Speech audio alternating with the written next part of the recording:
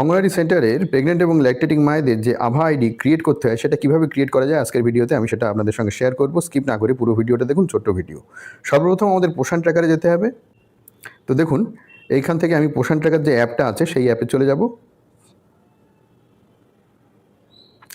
পোষণ ট্র্যাকার অ্যাপটা রয়েছে, দেখুন এই যে পোষণ ট্র্যাকার অ্যাপ, সেই অ্যাপে আমি চলে যাচ্ছি। অ্যাপে চলে যাওয়ার পরে পোষণ ট্র্যাকারটা ওপেন হয়ে যাবে। ওপেন হওয়ার পর তারপরে এই বেনিফিশিয়ারিতে যেতে হবে। বেনিফিশিয়ারিতে ক্লিক করে নিলাম। গিয়ে এইবারে দেখুন সমস্ত ক্যাটাগরির বেনিফিশিয়ারি ওপেন হয়ে যাচ্ছে। এখানে ল্যাকটেটিং মায়ের একজন ল্যাকটেটিং মায়ের আভা আইডি ক্রিয়েট করব। টাচ করে নিলাম। টাচ করে নেওয়ার পরে এই মায়ের নামের পাশে ডান দিকে যে 3 ডট আছে সেই 3 ডটে টাচ করে নেব। 3 ডটে টাচ করে নেওয়ার পরে এখানে দেখুন এই যে ক্রিয়েট রিট্রিভ আভা রয়েছে, এখানে টাচ করে নেব। এখানে টাচ করে নেওয়ার পরে এখানে দেখুন দুটো অপশান শো করবে, একটা হচ্ছে ক্রিয়েট রিট্রিভ আভা আর একটা হচ্ছে আভা অলরেডি ক্রিয়েটেড। যেহেতু ক্রিয়েট করা এখনও হয়নি তাই আমরা প্রথম অপশানটাতে যাব, ক্রিয়েট রিট্রিভ আভাতে যাব।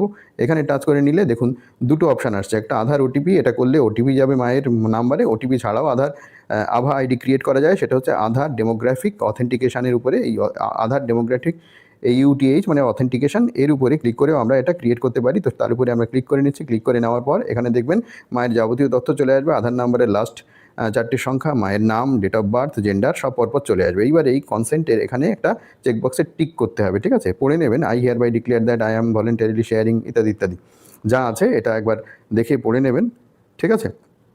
তো এটা এই কনসেন্টের এই ডিক্লারেশনে ক্লিক করে নিলাম, নিয়ে জাস্ট ভেরিফাইতে ক্লিক করলাম।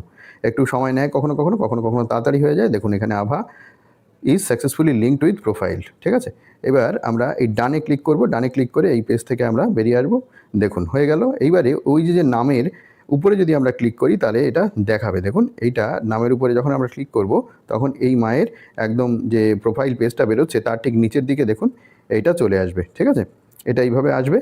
তো যতক্ষণ না পর্যন্ত আভা আইডি ক্রিয়েট হবে ততক্ষণ এটা আসবে না। আভা আইডি এইভাবেই ক্রিয়েট করতে হবে। আশা করি আপনারা বুঝতে পেরেছেন। তাহলে অঙ্গনওয়াড়ি সেন্টারে আসা প্রেগনেন্ট এবং ল্যাকটেটিং মায়েদের আভা আইডি ক্রিয়েট করা ঠিক এইরকমভাবেই করা যাবে, কোনো অসুবিধা নেই। এইভাবেই আপনারা করতে পারবেন। দেখা হবে পরের ভিডিওয়ে। আচ্ছা, একটা কথা বলতে ভুলে গেলাম, সেটা হচ্ছে যে আভা আইডিটা ক্রিয়েট করা হবে সেটা কিন্তু আপনারা অবশ্যই নোট করে রাখবেন। আচ্ছা, নোট কীভাবে? ধরুন প্রথমে আপনি ভুলে গেলেন, আভা আইডি ক্রিয়েট হয়েছিল যখন, তখন তো দেখিয়ে দিয়েছে যে আভা আইডিটা কী নাম, মানে কি নাম্বারটা কত, আইডিটা কত। তো এটাকে পরে যদি আপনি খুঁজতে চান তাহলে জাস্ট ওই বেনিফিশিয়ারি, ওই যে বেনিফিশিয়ারির আভা আইডি ক্রিয়েট করা হয়েছে যে মায়ের, তার উপরে ক্লিক করতে হবে, করে নামের উপরে ক্লিক করতে হবে, ঠিক আছে? আরেকবার দেখিয়ে দিচ্ছি কীভাবে আপনারা করবেন। ওই যে বেনিফিশিয়ারি, সেই বেনিফিশিয়ারি ক্যাটাগরিতে গিয়ে ক্লিক করে নেবেন। ক্লিক করে নিয়ে সেই বেনিফিশিয়ারির নামের উপরে ক্লিক করবেন। নামের উপরে ক্লিক করে নিয়ে এবার নিচের দিকে যাবেন, দেখবেন আভা আইডিটা দেখাচ্ছে। এটা একটা নির্দিষ্ট ফরম্যাটে থাকে, সেটা একবার দেখে নিন। যে দেখুন এই যে কিন্তু আভা আইডিটা একটা ফরম্যাটে আছে, প্রথম দুটো সংখ্যা, তারপরে 4টে 4টে করে সংখ্যা, ঠিক আছে? ওপরেরটায় দেখুন XX দেওয়া রয়েছে এটায়। তো নিচে কিন্তু দেখুন এই যে আইডিটা আছে সেই আইডিটা ওই রকমভাবে রয়েছে, ঠিক আছে? ওই @ আগ পর্যন্ত, মানে আভা আইডিটা নিচে রয়েছে হচ্ছে এই পর্যন্ত। একটু দেখে নিন, এই পর্যন্ত হচ্ছে আভা আইডি নিচে প্রথম দুটো সংখ্যা, তারপরে যে সংখ্যাগুলো রয়েছে 4টে 4টে করে সংখ্যা, মাঝখানে একটা করে ড্যাশ। এটা কিন্তু একটা জায়গায় আপনাদের নিয়ে রাখতে হবে, ঠিক আছে? এটা রেজিস্টারে এই আভা আইডিগুলো লিখে রাখতে হবে ফিউচার রেফারেন্সের জন্য, এখানেও পাওয়া যাবে, ঠিক আছে? তো দেখা হবে পরের ভিডিওয়। এই কাজগুলো খুব তাড়াতাড়ি আমাদের করে নিতে হবে, ঠিক আছে?